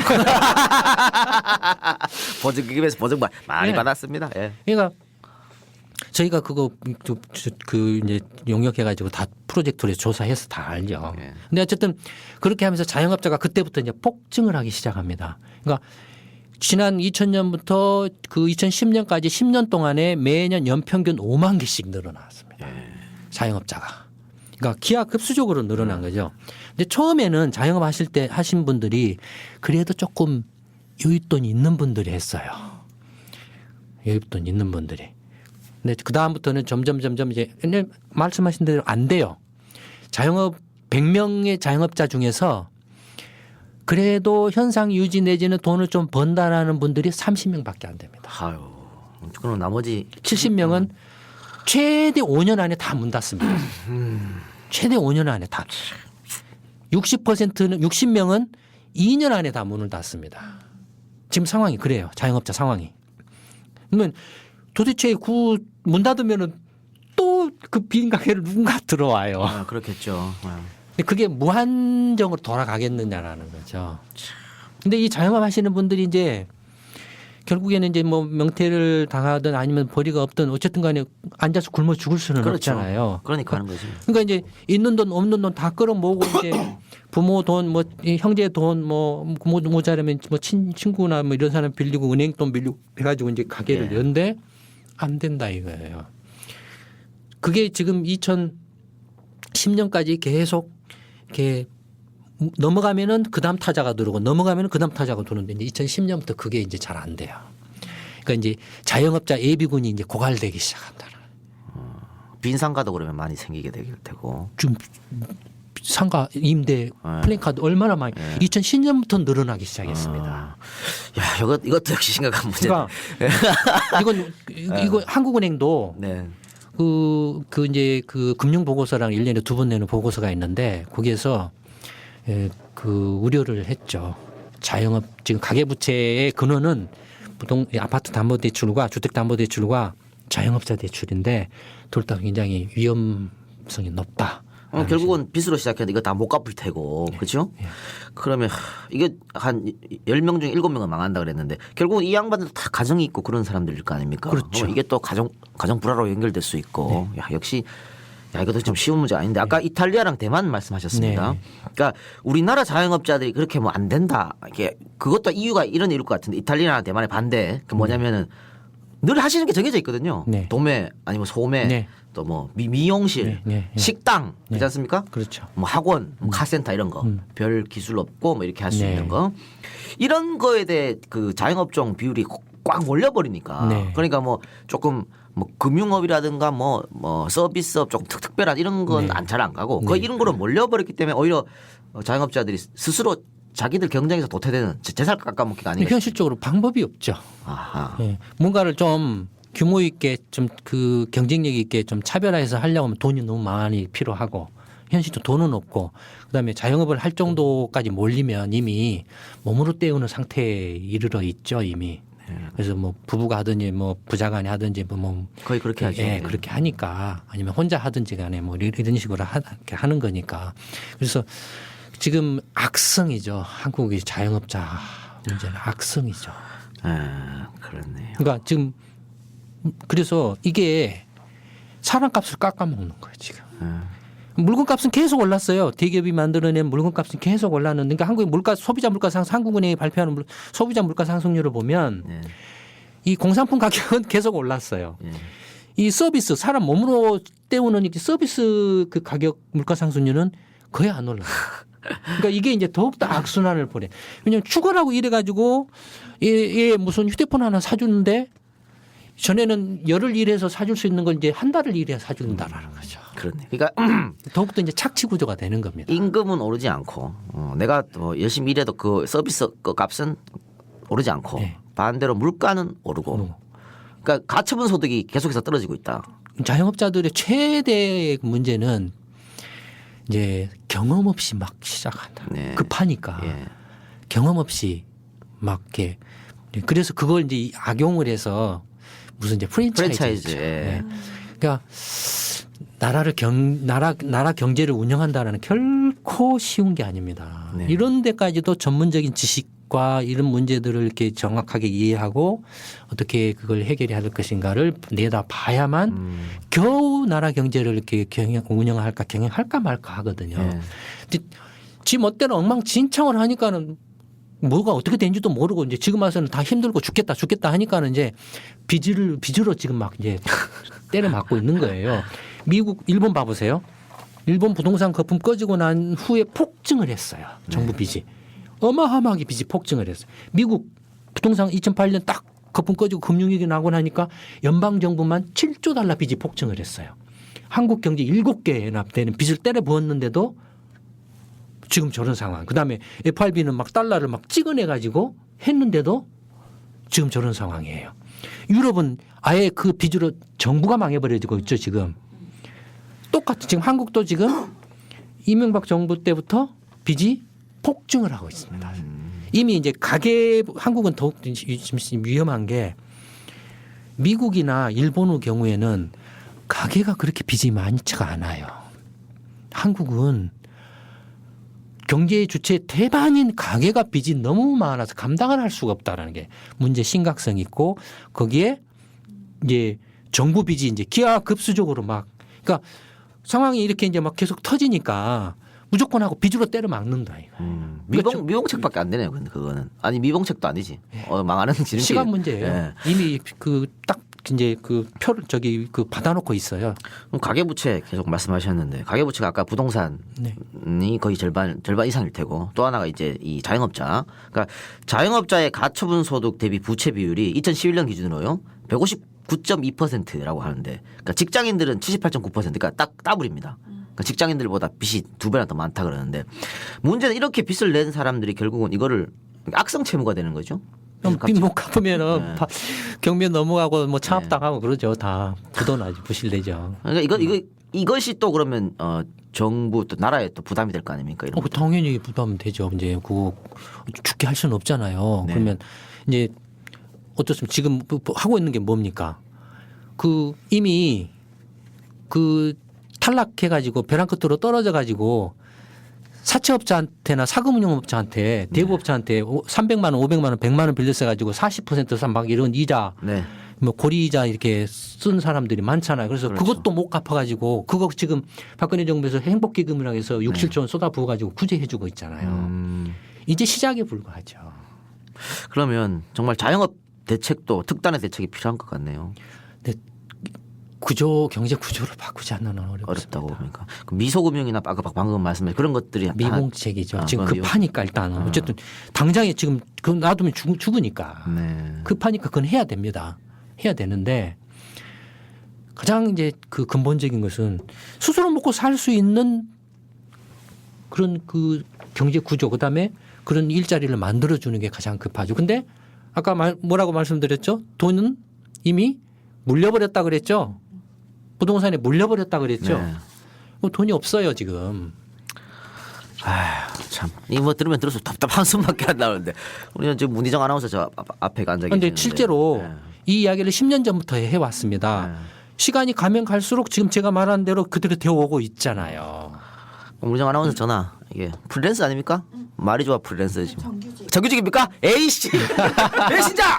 뭘 배신자? 아씨 나만 프리랜서네 이거. 정규직을 물어야 돼. 아 정규직 물으라고? 싫어. 그러니까 저 같은 경우도 뭐 언제 일이 툭 끊길지도 모르는 일 아니겠습니까? 그러니까 옛날 어른들이 장사할 생각하지 말고 직장 다녀라. 그런 얘기가 맞는 것 같아. 그러면서 지금 오히려 이 자영업자가 이렇게 많아지는 거는 결국은 일자리가 없으니까 괜찮은 일자리가 없으니까 자영업으로 가는 거 아니겠습니까? 또 청년들 같으면 취업이 안 되니까 네. 발버둥을 쳐도 취업이 안 되니까 자영업으로 창업으로 몰리는 것 같은데 그래서 공무원 시험에 네. 악순환이죠. 다 말도 안 되죠. 어떻게 대한민국을 전부 공무원화해요? 그래서 그러면 그리스 되죠. 그리스. 그리스가 그러잖아요. 그러면 이렇게 아니 사실 그동안 말입니다. 이 정부가 재벌들을 많이 밀어줬지 않습니까? 고환율 정책 네. 이렇게 써서 네. 수출 위주 정책해서 네. 사실 그런데 고환율 정책 쓰고 수출 위주 정책하면은 서민들은 오히려 불안해 더 살기 어려워지는데 왜냐면 물가가 이제 올라가니까. 네. 근데 그렇게 해서 대기업을 많이 밀어줬습니다. 세금도 감면해주고 그렇죠? 네. 그렇게 여러 가지 혜택을 줬는데 그러면 대기업이 그렇게 막대한 수출로 벌어들인 돈을 갖고 국내에 조금 투자를 해서 네. 일자리를 조금 창출해야 되는 거 아닙니까? 많이 만들어야 되는 거 아니겠습니까? 대기업도 재벌 대기업도 이것도 극단적인 양극화가 지금 벌어졌어요. 네. 그러니까 지금 대기업 해봐야 삼성전자는 현대차 정도지 나머지는 지금 이제 다 쳐져버려. LG 쳐졌잖아요. SK 뭐 이렇게 뭐 하이닉스 뭐 이렇게 회장 지금 뭐 감옥에 가니 어쩌니 뭐 이렇게 하고 있지만 이미 이렇게 이군이죠. 예. 그러니까 그러니까 이제 뿐만 아니라 그런 식으로는 이미 한계 부딪혔죠. 부딪혀서 이미 그 증거가 있죠. 이제 진보 정치 세력이든 보수 정치든 너나 나나 할 것 없이 이제 작년 대선에서나 총선에서 경제 민주화 떠들었잖아요. 네. 그러니까 이제 그런 상황까지 와버렸다라는 거예요. 그런 식의 어떤 이제 경제 운영으로는 더 이상 한국이라는 한국 나라의 한국 경제를 이렇게 유지해 갈 수 없다라는 거. 이제 뭐 물리적으로 이미 이제 그런 상황이 와버렸다라는 거예요. 그러니까 재벌 개혁 또 경제 민주화. 근데 지금 보니까 박근혜 대통령이 공약을 다 뒤로 빠꾸 시켰던데요. 예, 이제 정치적으로 몰리다 보니까 뭐 그런 것 같아요. 국정원 사태로 몰리다 보니까 그런 것 같아요. 그러니까 또 뒤로 숨어버린 거죠. 이제 뭐 80대 그 비서실장 앉혀놓고 그 뒤로 숨어버린 거죠. 네. 박근혜 대통령이 정말로 지금 이렇게 왜냐면 이제 그 정권으로 치면 초기거든. 바둑으로 치면 이제 포석 단계입니다. 예. 초기 포석, 중반 전투, 중반 이제 끝내기 이런 식인데 초반 포석 단계에서 포석을 이렇게 악수를 계속 두면 중반 전투도 하지도 못하고 무너집니다. 그런 위험이 높아요. 박근혜 대통령이 어쨌든 간에 뭐 국정원 뭐 이명박 씨하고 뭐 서로 이렇게 이야기를 했든 안 했든 어쨌든 국민들 입장에서나 야권에서 봤을 때 충분히 그런 그 정황 증거를 이렇게가 있다 이거예요. 그러면 안 했다고 하더라도 그런 오해를 살 만한 그런 그 상황이다. 그런 점에 대해서 이렇게 죄송하게 됐다라고 사과를 하고 그래서 야당이든 국민들이 요구하는 국정원 개혁 어떻게 그 국민들이 세금으로 내서 세금 받아서 월급 받는 국정원이 김광수 경제에서 포럼이나 홈페이지 와서 음란물 댓글이나 달고 뭐 이렇게 짓을 하니까 아니 왜냐하면 저는 알아요. 선거철이나 정치적으로 민감한 이슈가 올라오면 저희 카페 포럼에 음란물 댓글이 폭증을 합니다. 특히 그 정치 관련 글에 막 그 음란물 댓글이 폭증을 해요. 네. 지금은 없어요 또. 그러니까 아주 강하게 연동을 해요. 그러니까 했든 안 했든 만약에 이 상태로 계속 가면 다음번에 정권 바뀌면 당장 이거 청문회감이죠. 박근혜 대통령도 알 거예요. 그러면 조금만 한 번 더 생각을 하면 여기서 승부로 나가야 되죠. 야권하고 대담하게 협상을 해서 그래 그러면 그렇게 오해를 샀다라고 하면 그 오해를 살 만한 그런 또 증거, 그 정황 증거가 있으니까 그 점에 대해서는 잘못됐다라고 생각한다. 대신에 지금 경제 상황이 어렵기 때문에 야당도 그 박 대통령이 내세운 공약 가계부 그래서 무상 보육, 무상 교육, 그 반값 등록금, 그다음에 서민 주거 복지, 그다음에 기초연금에 대해서 적극적으로 좀 협력을 좀 해다오. 지금 경제 상황이 이게 장난이 아니니까.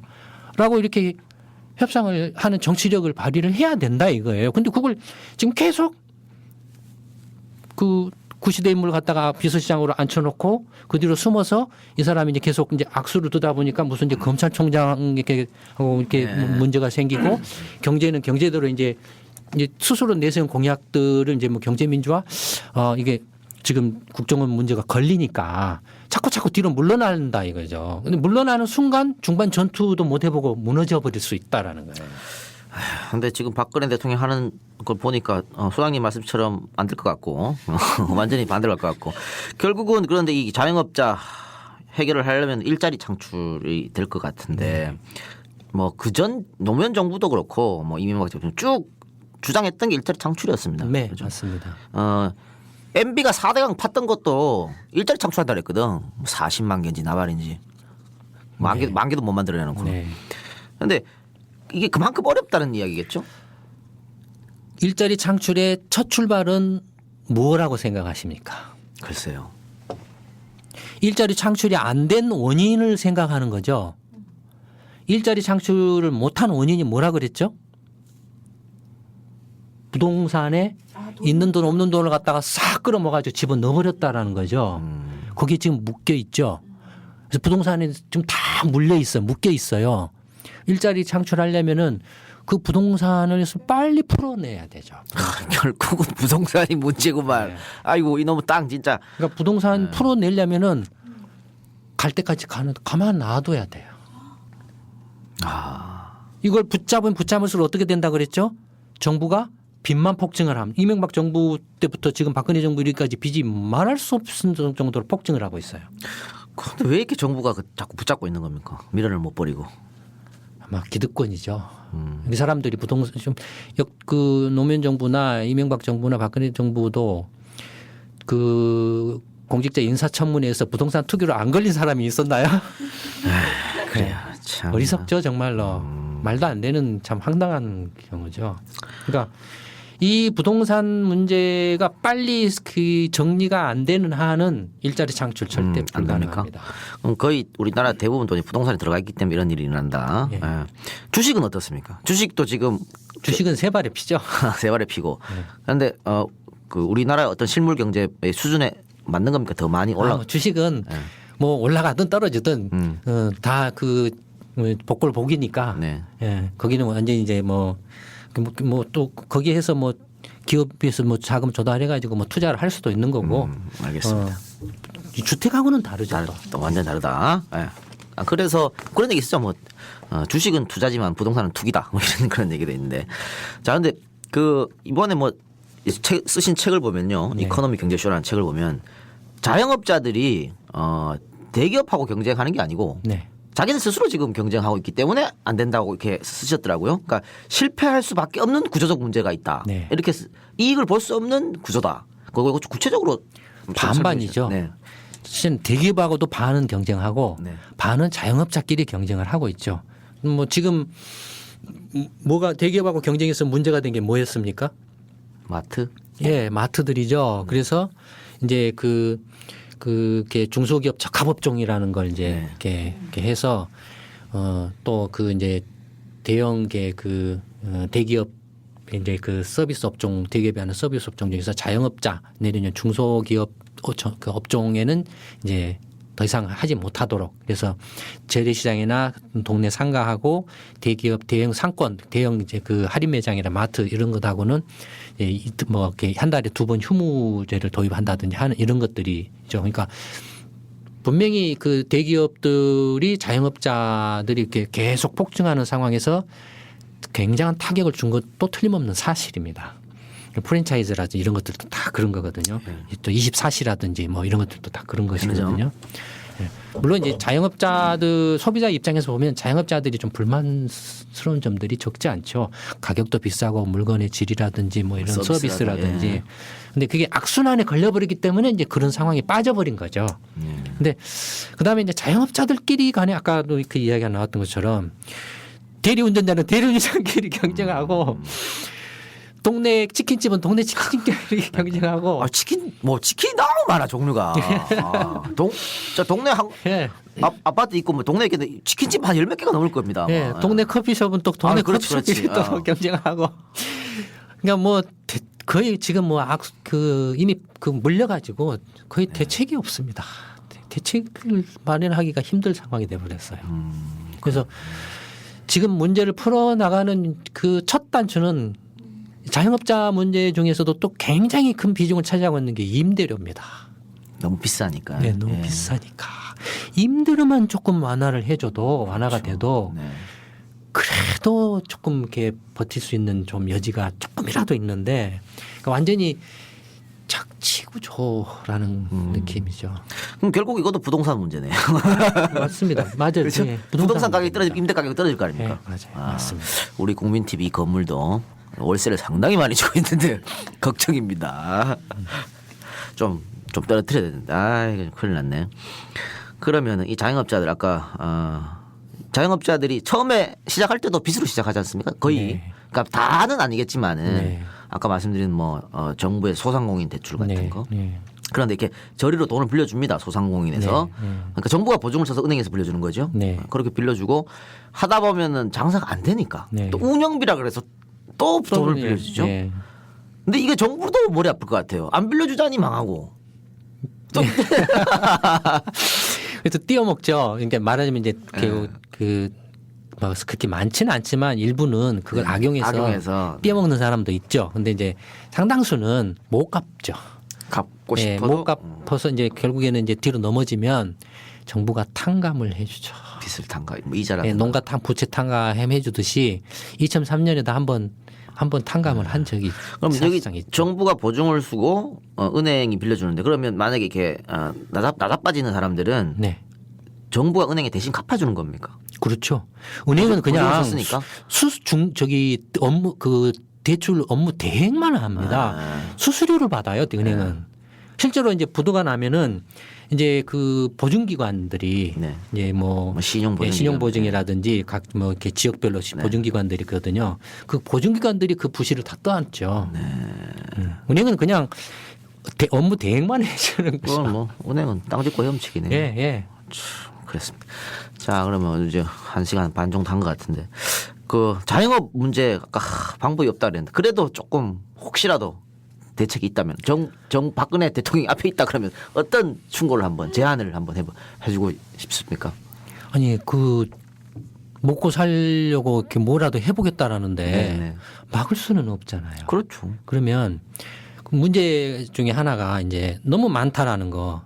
그러니까 가급적이면은 자영업자들이 조금 뭔가 그 안정적으로 이렇게 그 영업을 영위할 수 있는 사업 기반을 만들어주는 게 필요하거든요. 네. 그 사업 기반이 예를 들어서 공적 영역에서 가능하냐, 네. 공공 부분에서 그게 가능하냐, 그러니까 시장을 만들어주는 거죠. 그게 하나 있을 수 있고, 그 다음에 두 번째는 자영업 하는 데서 가장 큰 애로사항 중에 하나가 그 원가 부담, 비용 부담 중에 하나가 임대료라 그랬죠. 네. 그러면 임대료를 어떻게 좀 줄여줄 수 있는 방안을 만들어주는 거죠. 그리고 그 방법 중에 하나로 그 대규모 공영 쇼핑몰 같은 거를 만들어서 그러니까 공공 임대주택뿐만 아니라 그런 상가 같은 것도 예, 공공 이렇게 공영 그 임대 쇼핑몰 같은 걸 만들어서 저렴한 임대료를 입주해서 거기에서 뭐 5년이든 뭐 10년이든 일정 기간 동안 이제 영업을 하게 하고 상당한 정도로 자립할 능력이 되면은 이제 교체하도록.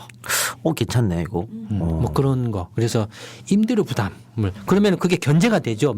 민간 그 임대 건물의 임대료에도 견제가 되죠. 그렇죠. 뭐 싼 데 있는데 뭐 비싼데 뭐 하러 들어가 이렇게 되니까. 그런 거. 그다음에 뭐 이제 한국의 경우에 그 자영업을 하시는 분들이 너무 그 급하게 이제 당장 뭐 먹고 살려고 하다 보니까 막 한 달 만에 시작을 한다든지 뭐 준비해봐야 기껏 해봐야 한 2-3달. 그것도 뭐 친구 말 듣고 누구 말 듣고 하면 한번 가서 구경하고 그렇죠. 뭐 이런 식으로 하거든요. 근데 그게 아니고 조금 더 이제 그 넓혀서 뭐 좀 일본이든 미국이든 다른 나라에서 실제 그 자영업들이 어떻게 지금 이렇게 어떤 업종에서 어떤 식으로 이렇게 하고 있는가를 좀 더 체계적으로 조사하고 좀 연구를 해가지고 그걸 가지고 와서 한국에서 지금 이렇게 단순 노동 형태의 그냥 몸으로 때우는 형태의 그냥 단순 자영업이 아니라 조금 차별화되고 좀 부가가치가 높일 수 있는 그런 자영업 서비스 업종을 좀 이렇게 늘려가는 거. 전문 교육기관 같은 네, 거를 만들어서. 그거. 아. 아, 역시 전문가가 오니까 뭔가 톡톡톡 튀어나오는군요. 나는 앞이 깝깝해서 어떻게 해야 되나 이렇게 생각했는데, 야, 대기업하고 관계 개선 같은 건 어떻게? 네, 지금 이제 그 대기업 이제 대형 마트들하고 가는 월 2회 뭐 이렇게 이제 휴무로 해서 지금 하고는 있는데, 그러니까 전에는 이제 대기업의 논리가 그거였습니다. 제가 2005년에 대기업 CEO들을 하고 이제 그 언론 매체하고 이제 그 대담 시리즈를 한 12개 CEO들하고 이렇게 한 적이 있는데, 그 중에 그때 신세계 회장 그 사장하고 대표하고 이렇게 이제 인터뷰를 했을 때 이게 무슨 자유시장 경제에서 서로 경쟁 자유롭게 하는 것이 원칙인데 그걸 왜 규제를 하느냐라고 이야기를 했는데, 그러니까 잘못 알고 있다라는 거죠. 경쟁이라는 걸. 공정한 경쟁을 하는 건 맞죠. 네. 맞는데, 그러면은 대형 마트하고 동네 자영업자하고 간에 이게 공정한 경쟁이냐라고 논쟁이 붙었어요. 그래가지고 실제로는 지금까지 거의 공정한 경쟁에서 대형 마트를 다 막 확대시켜줘 왔어요. 네. 노무현 정부 때도 그렇게 막 확대시켜줬고 이명박 정부 때도 확대시켜줬고 막지를 못했어요. 그래서 마트들이 전국 10만의 소도시까지도 다 들어가 있었어요. 그렇죠. 예, 더 이상 이제 못 들어갈 정도 없어가지고 그런 상태까지 와버렸거든요. 근데 공정한 경쟁이라는 동네 자영업자가 대상을 하는 시장은 어디냐는 동네 상권이죠. 그러면 동네 상권에서 전국시 상권을 상대로 하고 있는 대형 마트가 들어오면 이게 공정한 경쟁이냐라는 거죠. 동네 상권이라는 시장에서 보면 압도적으로 엄청나게 큰 공룡이죠. 그렇죠. 독점금지법에 기업이 시장 장악력 50%나 60% 이상 시장 장악력을 강제적으로 했죠. 그래서 마이크로소프트 같은 경우도 미국이 해체하려고 그랬잖아요. 네. 인텔도 깨려고 그랬고 애플도 깰까 말까 하려고 했었잖아요. 그러니까 마찬가지죠. 자영업자가 접하는 시장은 동네 상권이다. 그러니까 이런 것조차도 생각을 못한 거예요. 그러니까 10년 넘게. 경쟁이라 그랬는데 이게 공정 경쟁이 아닌데 네. 최영만 하고 나랑 같은 링에 올라서 싸우라 그러는 거지. 그게 공정 경쟁이나 그게? 그런 거죠. 네. 그런 거죠. 지금 그런 상황인데, 그죠? 이게 아까 시골 구석구석에도 지금 대형 마트가 인구 10만이 안 되는데도 네. 뭐 태백이나 이런 데는 10만 안 되거든. 그런데도 네. 마트가 대형 마트가 들어가 있으니까. 근데 거기 보통 우리가 대형 마트 그럼 뭐 재래시장만 생각하시는데 경쟁을 그게 아니고 일반 슈퍼도 지금 대형 마트들 다 망하게 가거든요. 네. 그러면 슈퍼가 망하면 슈퍼에 납품하는 유통업자들, 네. 각종 대리점들 거기도 다 망합니다. 그럼 거기에서 그 대리점에서 보통 한 2명, 3명씩 일을 한다고요. 뭐 격리가 있었을 때고 또 영업사원이 있을 때고 그 사람들도 다 망하거든요. 네. 그러니까 이게 연쇄적으로 망해지는 건데 그거를 지금 모르고 있어요. 그래서 그 전에는 근데 전혀 그런 정보도 없이 각계전투식으로 자영업자들이 그냥 막 이리 휩쓸리고 저리 휩쓸렸는데, 그래서 저희가 계속 이제 그런 이야기를 했었죠. 대기업하고 이렇게 문제에 있어서 자영업자들이 각계전투를 하면 절대로 못 이긴다. 그나마 대기업하고 뭔가 그게 서로 협상, 예컨대 대기업에서 근로자가 노동자가 혼자 단독으로 그 협상할 수 있냐 이거예요. 네. 못하죠. 그럼 어떻게 합니까? 노동자들이 노동조합을 형성해 가지고 이제 그 기업 경영자하고 협상을 하잖아요. 단체 협약. 마찬가지다 이겁니다. 자영업자들도 전부 동네 하면은 전부 따로따로예요. 그러지 말고 동네 상인조합이나 상인회를 결성을 해서 상권 단위로 이야기를 해라. 슈퍼마켓 노동조합 뭐 이런 것. 슈퍼마켓이라면 동네 상권, 네, 뭐 치킨집이든 뭐 그 미장원이든 뭐든 뭐 이렇게 맥주집이든 다 한 동네에 있는 그 자영업자들은 하나의 상인회로 네. 이렇게 형성을 해서 그 동네 상권이 조금 활성화될 수 있는 방안들을 이렇게 제시를 하고 요구를 해라. 네. 그러면은 지자체나 정부에서도 훨씬 더 도와주기가 용이해진다라는 거죠. 개별 각자 하면 치킨집 하나에서 미장원도 있고 맥주집도 있고 커피집도 있는데 뭐 빵집도 있는데 다 쳐다보는데 도와주기가 어렵잖아요. 그렇게 하면. 그러니까 이렇게 상권을 단위로 해서 상인회나 상인조합을 형성을 해가지고 스스로 먼저 자구책을 만들고, 그래서 가급적이면 상권 단위로 상품권 발행해서 집객력을 높이고 이벤트도 상권 단위로 좀 하고 그냥 앉아서만 그냥 오기만 기다릴 게 아니라 그다음에 그 설문조사를 했는데 그 정부에서 이제 그 중소기업청에서 이제 그 설문조사를 했는데 그 중에 상당히 의미심장한 그 조사 내용 중에 하나가 뭐였냐면 손님한테 서비스 그러니까 친절하게 맞아주고 상냥하게 대해주고 뭔가 이렇게 그 뭐랄까요 서비스를 이렇게 해줬더니 그 손님이 20% 늘었다라는 응답을 했어요. 실제로 동네 자영업 가게 가면은 안 친절하죠. 안 친절해요. 근데 이건 돈 드는 거 아니거든요. 그러니까 이런 것도 상인회를 딱 구성하면 조합 같은 걸 만들면 정부나 이런 그 뭐 중소 그 진흥원이나 이렇게 소상공인 센터나 이런 데서 가서 지도 단체 교육을 시켜줄 수 있다. 그래서 서비스 교육을 시켜줄 수 있다 이거예요. 따로따로는 아이고 지금 손님 맞아야 되는데 못 갑니다. 이렇게 한다 이거예요. 근데 지금 개개 자영업자로는 경쟁을 할 수 없어요. 이제 상권 단위로 이제 경쟁을 갈 수밖에 없어요. 가야 되고 그러려면은 동네 상권 단위로 뭔가 이렇게 상인회례 같은 걸 만들어서 해야 된다. 근데 그런 기반들이 전혀 없었어요. 안 되니까. 우리가 이 얘기를 계속 하니까 이제 그 대형 마트하고 이렇게 협상하면서 그것들이 이제 만들어지기 시작하는 거예요. 지금 월 2회 휴무 예, 월 2인데 근데 그 상인회 만드는데 한국은 참 그것도 만드니까 정치화돼요. 예, 그러면은 절대 자영업자 안 됩니다. 안타깝네요. 저는 개인적으로 생각으로 대형 마트들은 다 저 시외로 빼냈으면 좋겠어요. 원래는 그런 거였어요. 그렇죠? 원래는 도심에 있으면 안 되고. 예. 원래는 자동차 가지고 가서 그렇죠. 예, 사는 그런 거였는데 이게 일본은 이제 못 들어오게 했어요. 법으로 대점포법이라고 그래가지고 그 최근에도 그걸 규제를 했는데 이제 그걸 뭐 풀어야 되냐 말아야 그런 막 갑론을박이 있어요. 상권 그럼 죽어버리니까. 예. 근데 한국은 이게 서비스 이제 그 킴스 클럽이라고 옛날 90년대 초에 이제 뭐 분당이나 신도시 이런 지역에서 처음 들어오면서 그다음에 이제 그 월마트라든지 이런 데가 막 이제 들어왔죠. 지금 철수를 해버렸지만 홈플러스라든지 이런 데 들어오면서 이제 이게 이제 그 또 사람들이 가니까는 동네 그 가게에서 구입한보다는 훨씬 더 싸고 물건도 이렇게 하고 또 차 타고 가서 물건 타니까 뭔가 정말로 도시적인 시민이 된 것 같은 느낌도 들고 그랬어요. 그때는 초창기에는. 그러니까는 막 그런 데 가서 일부러 멀리서 막 물건 사러 막 차 타고 교회로 차를 끌고 가서 했는데 그러니까 이런 무엇이든지 처음 시작할 때 잘 연구하고 궁리해서 이걸 어떻게 하는 게 가장 효율적이고 바람직한가를 해서 첫 단추를 잘 꿰야 이 부작용이 없는데 이런 거 저런 것 없이 그냥 한국은 힘센 놈이 장땡이니까. 그래서 지금 뭐 시내 중심가에 다 들어와 있죠. 규제 없이. 지금은 이제 나가라고 할 수도 없어요. 제가 대통령이 되면 다 내보내겠습니다. 다 싸그리 잡아서 내보내겠습니다. 알겠습니다. 시간이 이제 우리 약속했던 시간이 다 됐으니까 오늘 너무 감사드리고요. 우리 이제 팬 여러분들께 한마디 좀 해주신다면. 이렇게 너무 오늘은 고품격 방송을 아니 그럼 저희가 늘 저품격이었습니까? 그런 건 아니고 네.